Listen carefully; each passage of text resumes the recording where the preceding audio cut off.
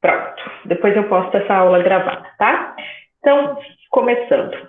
Pessoal, hoje nós vamos ver a teoria que se chama, a abordagem psicológica que se chama behaviorismo. Na semana passada, eu postei uma aula dizendo um pouco sobre como a psicologia se tornou uma ciência, né? Que o primeiro laboratório, ele passou a existir em 1874, com o Wundt, onde ele utilizou alguns métodos, principalmente o método da introspecção, que o que significava isso? Ele aplicava alguns eletrodos, colocava uns eletrodos e apresentava figuras e situações para as pessoas que ele estava ali analisando, e essas pessoas iam dizendo o que elas estavam vendo e ele ia registrando essas respostas, tá? Ali nasce, então, o começo da psicologia científica. Então, eu falo um pouquinho sobre ciência, contei um pouquinho sobre as 3 escolas, e hoje eu vou entrar, de fato, na abordagem behaviorismo. Vou escrever aqui do lado. Tá? Então, eu vou projetar aqui os slides para que vocês me acompanhem.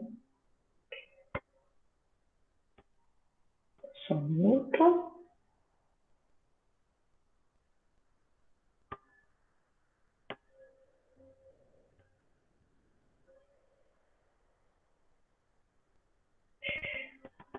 Estão vendo os slides? Só falem comigo, porque agora eu já não estou mais vendo vocês. Sim, dá para ver. Sim? Então tá bom. Então vamos lá. Então, o behaviorismo, ele foi, né, depois, em 1913, ele teve aí a sua iniciação com o Watson, tá? Behaviorismo quer dizer comportamento, em inglês, né? E o behaviorismo nada mais é do que o estudo do comportamento. Também pode ser chamado de comportamentalismo, de análise experimental do comportamento, de análise cognitiva do comportamento. Então, quem hoje em dia se utiliza dessa abordagem, nós chamamos de psicólogos comportamentais, que trabalham especificamente aí com a abordagem do behaviorismo. Como é que tudo isso começou? Então, nós temos aqui 2 animais que vai falar de 2 condições clássicas dentro do behaviorismo. O primeiro é o condicionamento operante e o segundo é o condicionamento clássico. Então, nós vamos começar pelo clássico. No condicionamento clássico, pessoal, deixa eu voltar aqui um pouquinho.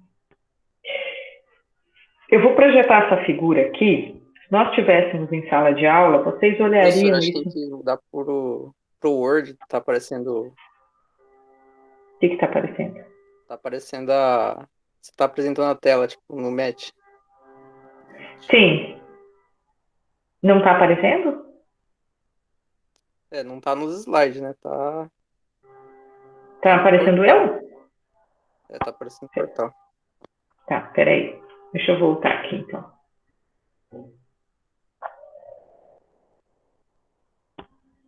Aqui.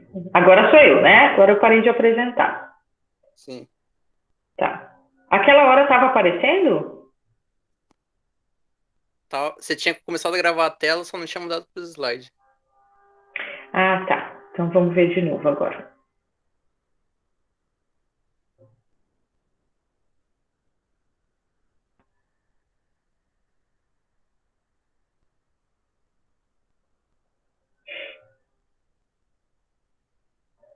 E agora? Agora tá aparecendo. Ah, então tá bom. Então tá. Então aqui, ó. Então eu estou falando de condicionamento clássico.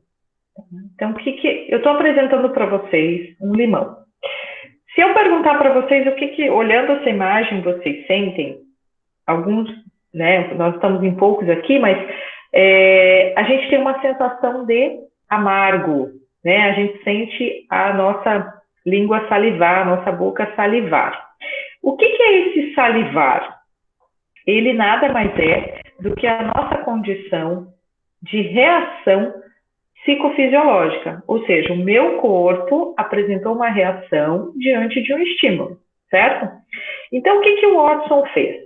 O Watson pegou um cachorro e ele quis ensinar a este cachorro a associar dois estímulos para mostrar que o cachorro tinha a capacidade de aprender. Então, primeiramente, ele mostrou uma carne para este cachorro. Toda vez que ele mostrava essa carne, o que logo acontecia? O cachorro salivava, né? Então, mostrava carne, salivava. Mostrava carne, salivava. Isso ele já entendeu o que era um estímulo à carne, a resposta à saliva. Ele resolveu associar um outro estímulo para aumentar e também para observar a capacidade de aprendizagem do cachorro. Então, ele começou a tocar um sino, tá? Então, ele tocava o sino, mostrava a carne e o cachorro salivava. Mostrava o sino, a carne e o cachorro salivava. O que ele percebeu que foi acontecendo ao longo do tempo? A hora que ele tocava o sino, sem mostrar a carne, o cachorro logo salivava. Ou seja, ele conseguiu fazer o pareamento de duas situações que causavam a mesma reação, tá? E por que o Watson chamou isso de clássico? Ele chamou de clássico porque essa condição, ela é involuntária, tá? Ela acontece mesmo que a gente não queira. Por exemplo, eu mostrei o limão. Vocês tiveram, lá no passado, um primeiro contato, quando vocês eram criança com o limão, vocês aprenderam que ele é azedo, né? O fato dele ser azedo traz a vocês uma reação, quando vocês olham o limão, de salivação. Por quê? O que a gente tem acionado por essa imagem? As nossas papilas gustativas, mais a parte para o ácido, que a gente tem para o doce, para o ácido, para o salgado, né? Então, a parte ácida é acionada. Por quê? Porque a gente trouxe à nossa lembrança o que aquela referência, né? O que aquela experiência, ora vivida em um outro momento de vida, nos trouxe, tá? Isso é construído. Então, a gente aprende que o limão é azedo. A gente, né, tem uma reação aí física que a gente não consegue controlar. Ela é involuntária e acontece sem a nossa consciência. Se eu mostrar para vocês agora, aqui, ó. Vocês estão vendo? O que vocês estão vendo? Chocolate. Chocolate.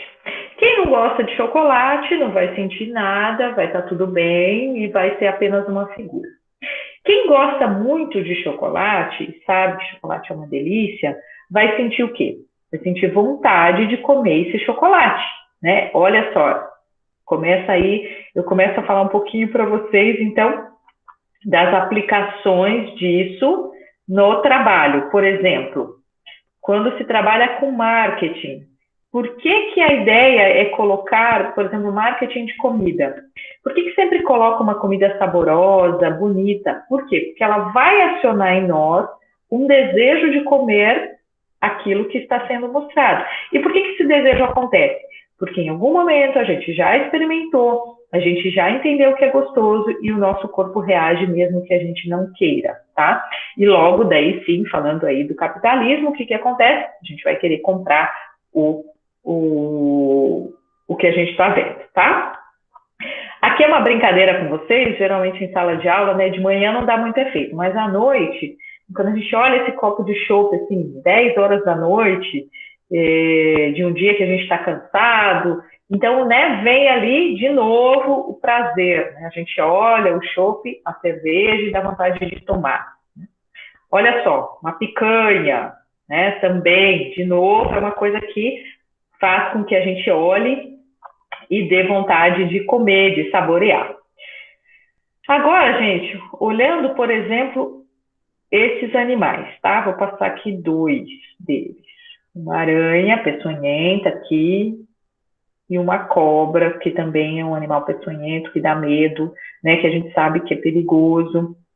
Talvez olhar isso aqui na foto, ok. Mas e se a gente estivesse ao vivo com esses bichos? Né? O que a gente sentiria quando você está ao vivo numa situação dessa? Logo, espera que eu não estou conseguindo. Aqui. Então, quando a gente está ao vivo com um animal que é perigoso, né, com algum estímulo que vem do ambiente, que nos causa medo. E por que a gente tem medo? De novo, porque a gente aprendeu que esse bicho é perigoso. Então, a gente também tem uma reação desencadeada por meio desse estímulo. Tá? Então, a nossa resposta é o quê? De se afastar, de medo. Tem pessoas que paralisam, tem pessoas que ficam, né, ali, começam a chorar, tem uma reação emocional intensa. Então, olha só como é que isso começa a se desenrolar. O behaviorismo, ele partiu desses estudos, tá? O Watson começou a fazer uma série de experiências mostrando que a nossa condição psicológica, né, ou seja, os mecanismos psicológicos, eles estavam todos muito atrelados ao estímulo que estava acontecendo, que estava sendo fornecido, e a resposta a esse estímulo. Ou seja, estímulo do ambiente, resposta do organismo. Então, a gente não tem como fazer disso algo voluntário, ou seja, eu vou olhar e eu vou controlar isso. Não, isso acontece deliberadamente, como resposta do organismo. Por isso que depois, o behaviorismo ele também está associado à psicofisiologia, tá? Porque ela também estuda aí essa condição, por exemplo, numa situação de estresse, de ansiedade, vocês sofrerem um assalto, por exemplo, é uma situação que traz uma condição de medo. Por quê? Porque vocês estão numa situação de ameaça, de possível morte, então vocês vão se sentir como? Logo, estressados, né? O teu organismo vai liberar cortisol, vai liberar aí hormônios que façam com que vocês fiquem numa condição de alerta. Isso também foi aprendido, né? Lá no tempo das cavernas, inclusive. A gente traz isso primitivamente, né? Que mexem o que, então? Com o nosso primitivo, né? Com a nossa condição primitiva aí, psíquica. Medo, ou seja, fuga, né? Eu senti medo, eu fujo. Então, esse mecanismo que o Watson foi aprendendo e foi desenvolvendo, na verdade, por meio dessas observações, ficaram muito claros que quando a gente consegue associar dois estímulos, a gente pode ter uma resposta, né, de aprendizagem. Isso foi o que se chamou condicionamento clássico. Então, vem sempre do corpo, do organismo, tá? Uma resposta emocional, mas deliberada pelo corpo. Passado um tempo, né, veio um outro autor que se chama Skinner, tá? B.F. Skinner. O Skinner, ele partiu desses experimentos do Watson, mas ele também começou a estudar uma outra coisa que se chamava condicionamento operante. Quando eu falo operante, eu estou dizendo que eu opero, né? Que existe aí uma outra força que não... que existe um controle, ou seja, uma situação externa, mas que nós estamos nos colocando ou está sendo colocada para nós, tá? Então, vou explicar melhor. O Skinner pegou um rato, colocou numa caixa. Deixa eu mostrar essa caixa para vocês. Essa caixa aqui.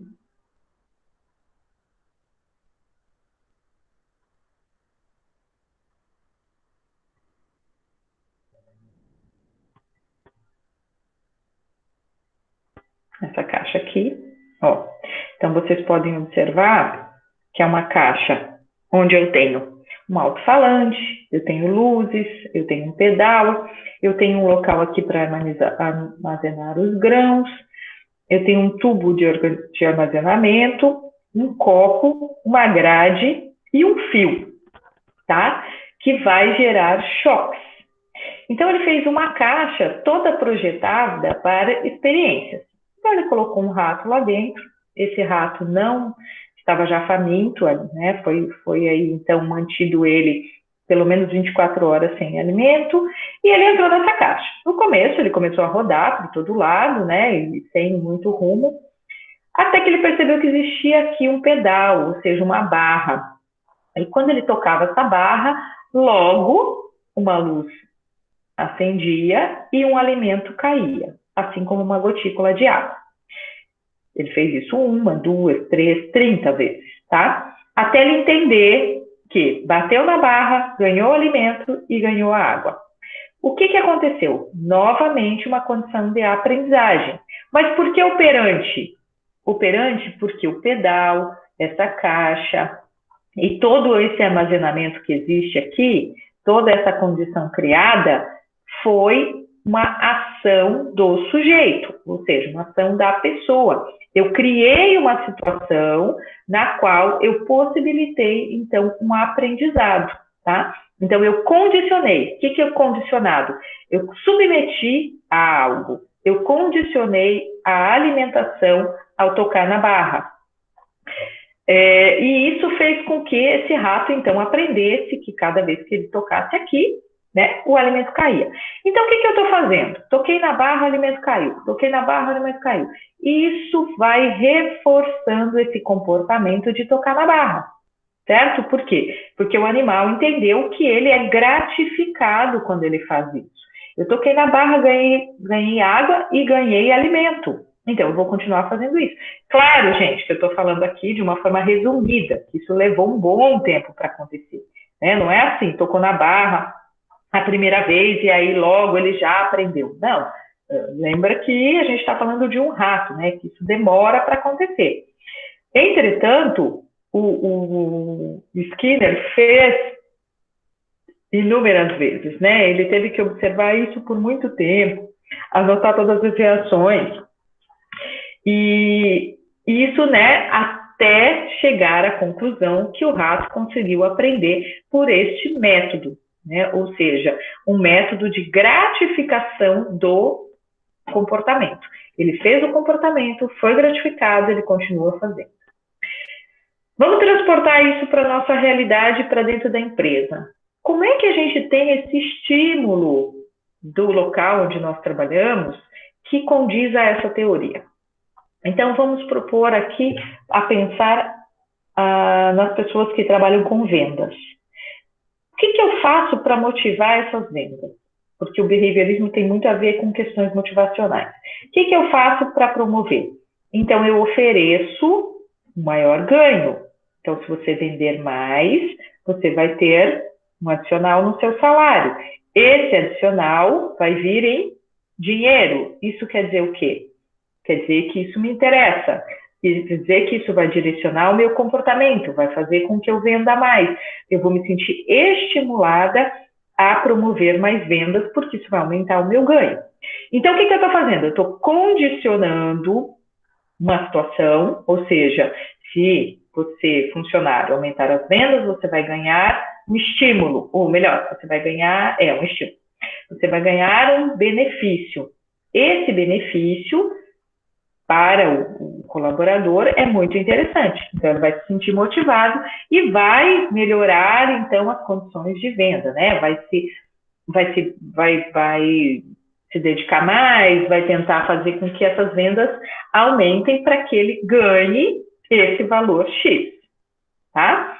Então, olha só, partindo daquela experiência com o rato dentro de uma gaiola, né, de uma caixa toda preparada, onde o Skinner percebeu que recebendo algo gratificante, esse comportamento perdurava, depois, como adultos, ele via que acontecia a mesma coisa, né? Quando nós somos estimulados, quando nós temos um incentivo, quando esse comportamento que a gente tem ganhos, tem gratificações, esse comportamento tende a permanecer, tá? Por isso que chama de condicionamento operante, está condicionado a algo que vem do externo, né? Não é o meu corpo, como no condicionamento clássico. Outra situação, agora eu vou falar lá da criança que faz birra, né? A criança que está lá no supermercado se jogando no chão, o pai está morrendo de vergonha. O que ele faz? Ele vai e bate na criança? Não, porque o conselho tutelar vai vir, né? Mas o que ele tenta fazer para diminuir essa condição de birra? Ele dá o que a criança quer.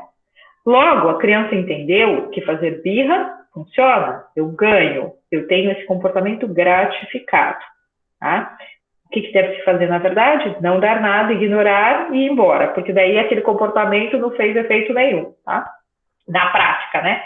Entretanto, a gente faz o quê? a gente quer que aquele comportamento negativo, ou seja, aquela reação emocional derivada da birra, pare. Então, a gente cede, né, a um comportamento ruim, gratificando positivamente, o que não é bom, tá? Mas é isso que acontece. Então, voltando para a empresa, quando a gente chega muitas vezes atrasado, e aí eu já estou indo para um outro tipo de reforço. Quando eu chego muito atrasado, meu chefe vai me chamar e vai falar assim, olha, esse mês você teve 12 atrasos. O que a gente vai fazer? A gente vai descontar do seu salário. Então, aqui eu vou ter o sentido contrário da gratificação. Eu vou ter uma perda. Essa perda vai refletir em quê? Então, será que eu posso continuar chegando atrasada?